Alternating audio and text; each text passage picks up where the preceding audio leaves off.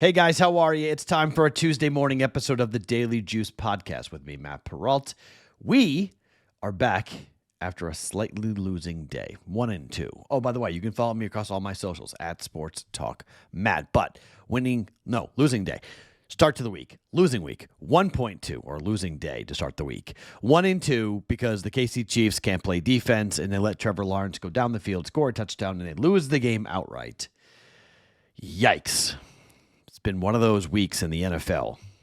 The big brass of the NFL, your Bills, Eagles, Chiefs, Ravens, ruh-roh, ouch, all L's. Brewers saved the day as they continue to be our most profitable baseball team, but the Phillies are in big trouble. They lose at home 4-3, could not win the game.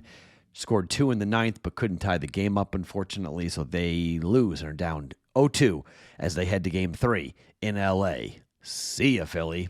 That stinks. Now, today is the start of the NHL season, so I have 2 future bets. I have 2 bets going for tonight, and I have 1 baseball play for us here. So 3 bets that will cash, that will be graded today, and 2 future bets. A reminder, when I tell you the bets I'm making future-wise, these are plays. I count them as 1 unit. You can bet as many as you like. 1, 2, 5, 20. I don't care. Whatever you want to do is up to you. But officially, for the record, to keep it clean, we just do 1 unit, okay? So this is a 1 unit play for the 2 future bets I will make today. 2 games tonight that we will bet that I like, and then we have 1 baseball play to give you guys coming up here for today. Before we do that, the Ricky Pearsall signed jersey is yours if you are the one selected for subscribing to the BettingPros YouTube channel and leaving a comment on this very video. If you do that, you could be picked at the end of this month for the 49ers signed Ricky Pearsall jersey. Subscribe to the BettingPros YouTube channel and leave a comment. That's all you got to do. PristineAuction.com providing this beautiful jersey for you if you are the lucky recipient of the signed jersey from Ricky Pearsall. Subscribe, comment. That's it, and you are in. Let me remind you about our friends at Hard Rock Bet as well. It's October. Postseason baseball is here. Every swing could change the season. Step up to the plate and take your swing on Hard Rock Bet today. New customers can place a $5 bet, and if it hits, you not only get the winnings, but also $100 in bonus bets. Plus, every day on Hard Rock Bet, you get a postseason baseball parlay boost. New promos every single day. There's new promos for you to check out. There's also something to bet on. You can bet on everything from football, baseball, and table tennis. Yes, you get the promos for table tennis as well. Download the Hard Rock Bet and make your first deposit coming up today. Okay, let's get into what's going on here for the baseball game first, and then I'll get into a full hockey. I'll give you the futures at the end of the podcast. So we'll do the 3 bets right here, and then I'll give you 2 futures as well. But first and foremost, let's talk about tonight. So the Yankees are in massive trouble, and I mean just straight up massive trouble. And I don't think tonight is the night for them to get out of it, because I do think this is a pitching matchup that is going to lead to runs for both Toronto and for New York. I think if you're a Yankees fan, you just have to come to grips with the idea that you're not that good of a baseball team. You got by the Red Sox. You were lucky to do so. Let's be completely honest with you. The Red Sox bungled their way through Game 2. They should have won Game 2. So instead, you're now down 2-0. Going back home with Shane Bieber on the mound for Toronto and Carlos Rondon going here for the Yankees. Now, Rondon at home had an ERA of about 3. He was 10-4, opposing batting average of 154, 13 home runs and 90 innings worth of work for Rondon. He was great against the Red Sox, 6 innings, 3 earned runs. Against the White Sox, 6 innings, 3 earned runs. This is not going so well. This is not what you want out of your quote-unquote stud pitcher. And against the Toronto Blue Jays this season, he had a 3.6 ERA, an 0-1 record, 2 starts, 10 innings. He gave up 4 earned runs and 11 hits, opposing batting average of 262. Here's the problem. If Rondon's going to give up 3 runs here tonight, the Yankee bullpen's going to come in, and the Yankee bullpen is an absolute dumpster fire. And the Blue Jays can mash them. Now, Shane Bieber's 4-2 at a 3.57 ERA, since he came over from the because he got going back on the 22nd of August is when he came back from injury, and he's been okay. In September, ERA of 4. In August, it was an ERA of 2.3. He has not faced the Yankees yet this season, and at home, he had a 3.27 ERA. On the road, 3.93 ERA. And this is the playoffs. This is Yankee Stadium. This could be a bad start. Okay, this could be 3 or 4 runs for himself. I think this number is too low. I'm actually really surprised it's only 7.5 because of what Rendon's looked like recently, because of it's Shane Bieber, and because both these lineups can mash. I fully understand if you're going to go, Matt, hold on a second. The Blue Jays at home, you told us all year, the Blue Jays were a much different team at home than they were on the road. And while that's true, I agree with that. I mean, they were 40-41 on the road. Yankees were 50-31 at home. And yes, the Yankees could very well win this game and extend the series. I just think the Yankees at the moment, if you look at the way these teams have played, regardless of where they are, they tend to lead for offense. Now in September, 7-1, 3-1, 4-3. That was the final scores here between these two teams. So 1 game went over, 2 games went under. The games in Toronto, 2 of the 3 went over. Most of the games in Toronto went over like we'd expect. But, back at Yankee Stadium, back on, in April, it was a long time ago, but it was, 5-1, 11-2 type finals. I just think this is offense. We've bet over the last 2 games. I'm just going to continue it here with the hot hitting for Toronto. I expect the Yankees to score a lot more runs here than what they've done so far in this series. They've been pretty anemic. Yeah, they scored 7 runs in the last game, but it was all garbage time. They lost the first game 10-1. Wouldn't be surprised if the Yankees win this game in a blowout, but I'm just going to bet the over here. Toronto and New York over 7.5 for 1.1 units for us here today. Now, let's go to hockey. Let's start with the Rangers game against the Penguins tonight. So the Rangers are expected to be a pretty good hockey team this year. Shesterkin's back in net. They've got talent, but last year they were awful at home. They were 19-19-3 at MSG last year. The fans were furious. Tristan Jarry is expecting to be in net for the Penguins. And when Jarry's in net, we're tending to look to the over, almost always looking to the over. The Penguins are bringing back their triumphant, Sid Crosby, Letang, Malkin for another 20th straight year for them. But they just don't have a lot of pop in this lineup. The Rangers are expected to be right back in cup contention, but here's the problem for this game here on opening night. Mike Sullivan's the coach of the Rangers now. Mike Sullivan was the former coach of the Pittsburgh Penguins. He got tossed. This game's going to mean a lot. It's MSG. It's Shesterkin in net. This does not sit well for me. I think this is a pretty hyped up building for MSG. There's a lot of excitement for the Rangers going into this season. There's more talent on the Rangers, and I think this is going to be a tough place for the Penguins to start their season. Yeah, it's Sid Crosby. I'll get it. Yeah, it's Malkin. I get it. But I got plus money on a puck line play here. I'm going to take the Rangers on the puck line. I just think it's a 4-1, 4-2 type of win here for the Rangers. I think their offense is going to be potent. I think Jarry is still going to be a big problem. I don't want to bet the over 5.5 and have this fall 4-1. Rather just take the plus money and take the Rangers on the puck line. Rangers plus 120 for 1 unit to win. Lay the 1.5 goals with the Rangers at home tonight against the Pittsburgh Penguins.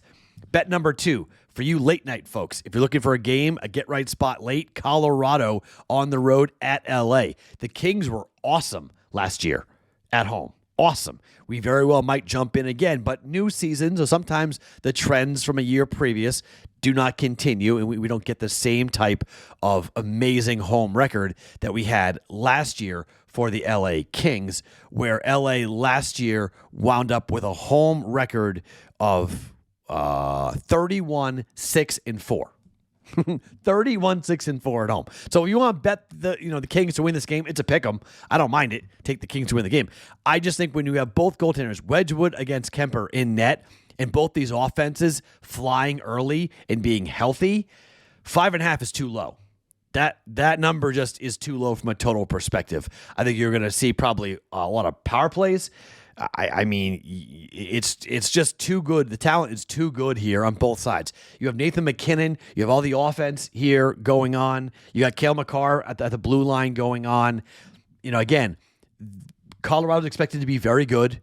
The Kings are expected to be very good. And again, last year they were so good, but Darcy Kemper was pretty good last year, but they scored and they gave up goals at home. I think we might need the open netter late, but I think a 4-2 final, one way or the other, really is likely. Again, Colorado's pretty good, so I don't really want to fade Colorado here and say that they're going to lose, but I do think there's a shot here for the Kings to continue their dominance at home and get a W. If you want to go just with the win for the Kings, you can, but for me, I'll go the over route and take the over 5.5 in case I'm wrong. Kings, Avs, over 5.5 at -120 for 1.2 units. So for bets going on today, Yankees and the Blue Jays over 7.5, Rangers on the puck line at +120, and the Kings and the Avs over 5.5 at -120. Now to the futures market. When we start talking hockey, there's two teams you always know that I'm going to be involved with. We're going to do futures throughout the entire week. Not everybody is starting tonight on opening night. There's 3 games, 6 teams. We can bet more futures tomorrow. So not like the futures market are going to close. I'll give you a couple of more futures, probably 2 more, maybe. No more than 2 more or 3 more. So probably 3, 4, 5, somewhere in that range I'll have for futures. But let's talk the Boston Bruins for a second, okay? And I know you're going to go, oh, of course, Matt. You're going to bet the over on the Boston Bruins. I am. But there's a reason for it. I've bet this. This would be my 5th consecutive year of betting on the Boston Bruins to go over their win total. Here's the reason why. Okay, the Boston Bruins, the last 4 years, have gone over 99 points. Last year was a disaster. The Boston Bruins last year went 33, 39, and 10 and wound up with 76 points. The Bruins went 13, 25, and 3 on the road. They had a -50 goal differential, and once they traded away the little ball of hate, everything went south in a big-time hurry. Everything just swirled and went down fast for the Boston Bruins. Here's the thing, though, for me at least. 79.5 points for the Boston Bruins means they're just going to be 2 wins from last year's debacle, right? If the Bruins wind up going 35, 39, and say 6, okay, they can go over this pretty easily. They still have David Pastrnak. They still have Pavel Zacha. They still have Charlie McAvoy. Yes, they've got young talent, but Jeremy Swayman last year played horribly. Like, I just can't get over how bad he played after signing the big contract. Again, I understand that it's a little wild to look at this, but people are talking about the under, okay? That this is going to be a horrible year, that things are not going to work. This is the same bet that I made with the Cardinals in baseball this past season. There's just certain franchises that don't have consecutive bad seasons and that don't accept losing. Swayman cannot be as bad as he was last year. He just can't be, okay? And he has the potential to be really good. Korpisalo is a horrible backup, okay? I'm going to give it to you. You want to talk about the backup games that Swayman can't play every game? So on back-to-backs, the Bruins are going to be at a real big disadvantage with the backup goaltending situation? Yes. The Bruins aren't going to contend. They're not going to be a good team. But I have a hard time saying that David Pastrnak on a hockey team is going to be horrific in back-to-back years and be 6 games under 500 again. I mean, look at the Red Wings went 39, 35, and 8 last year, and they had 86 points. They were 17, 19, and 5 on the road. They had 2 more wins at home than the Bruins did, 4 more wins on the road than the Bruins did, but they had a -21 goal differential. If the Bruins just get to flat, on a flat, even goal differential, they're going to be a 500 hockey team. That's all I need them to be, is a 500 hockey team. I just think this is an overreaction. Everyone's like, there's no talent. Well, the trade deadline's going on. Boston is known for making deals, and they're known for their young players to come up and play well. They've got some really interesting pieces that maybe will play better than people think. I just think there's some talent on this team that's unproven, except you have David Pastrnak, who scored 43 goals last year, had 63 assists, had over 300 shots on goal. He was Mr. Everything for them, and he's just going to keep on going with that. I mean, Pastrnak has a chance to win games just by himself. The power play unit hasn't been great for Boston. The power play kill has been decent. 79.5, it's just a straight up play on the number, okay? Marco Sturm is a guy who's from the system. He knows these kids. He's been with Boston. I think he's a guy who's been around. He's in the AHL, so he's sort of unproven, but he knows what the kids can do. Sometimes when you have a bunch of young players with a young head coach, he was part of the Kings' top minor league team last year, there's not this whole conversation. Could Pastrnak get traded? Yes. Could McAvoy get traded? Yes. Or the Bruins could simply go and surprise some people this year. And I think it's worth it with an even money play at over 79.5 points at even money. Again, it's just a play on a prideful franchise. They don't tank. They don't go in the tank and finish last place in back-to-back seasons. The Sabres had 79 points, and they were the only team that finished, or the Bruins finished behind the Buffalo Sabres. They were in last place in the Atlantic Division. I don't think the Bruins do that again. I think they wind up probably somewhere in the bottom four, but that's over 79.5 points. I'm betting the Bruins. Give me over the Bruins, 79.5 points at even money. Go against the market. Go against what everybody says, just because I think the Bruins are an organization that does not take losing easily, in particular in a city like Boston. Finally, to where I am here with the Vegas Golden Knights. Vegas. Okay. We have Vegas as a top cup team. We have Vegas with a gigantic 104.5 point total for the season, okay? They have picked up Mitch Marner, which is massive, okay? Jack Eichel and Mitch Marner on the top line for the Vegas Golden Knights is one of the best lines, and it's probably going to be Barbashev who will play on that line. One of the best lines in hockey, if not the best line in hockey. You're taking out one of the best players in the NHL who did not like the pressure of Toronto, who has a young family, who wanted to move here to Vegas to get away from the pressure cooker, to get into a place where he can be at a competitive level, but not having to deal with the psychos in Toronto, or you can't win, the Leafs always fall in the spring. That's not going to happen here in Vegas. They've won the cup. That pressure is not here. And frankly, the fan base here is completely different than it is in Toronto. So you've got elite playmaking. You've got a power play that is going to be awesome. Mitch Marner was one of the best power play players in the NHL, and they're going to have the Golden Knights are going to have an unbelievable power play with those two leading it. I really like this with Mark Stone. I mean, this is Dallas. This is Florida, even with the injuries. And this is Vegas as a chance for Vegas to win the whole thing. Vegas and Edmonton, and they just re-signed the big guy. Okay, so Connor McDavid is not going anywhere. He's sticking around for the next couple of seasons with the Oilers. But you look at what the chemistry could be for this team. Mark Stone is back healthy, and that's gigantic. Bruce Cassidy's got a way of really using Mitch Marner from a two-way perspective on a defensive end. This is going to be a really fun season for the Vegas Golden Knights. Rather than get involved in the point conversation, because Vegas last year had 110 points. They very well might go over 104.5. But the Kings had 105. They were in second place. Golden Knights were 110. That was behind the Jets, but ahead of the Dallas Stars, who had 106. Vegas is going to be somewhere around that number, okay, of 104.5 points. I think the better bet is take Vegas to win the Pacific.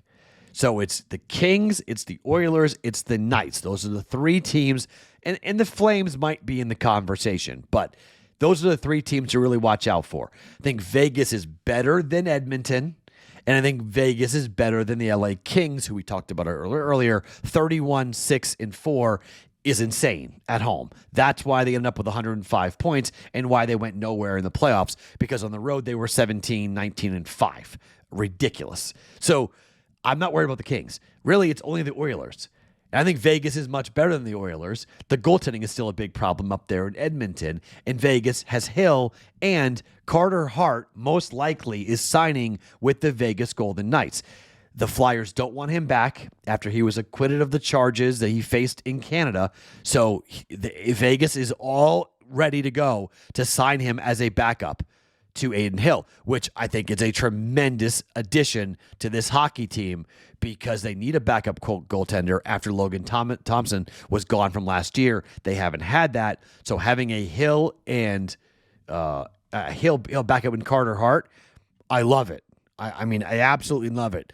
This is going to be maybe a juggernaut season here. They are legitimately right there to win the Stanley Cup.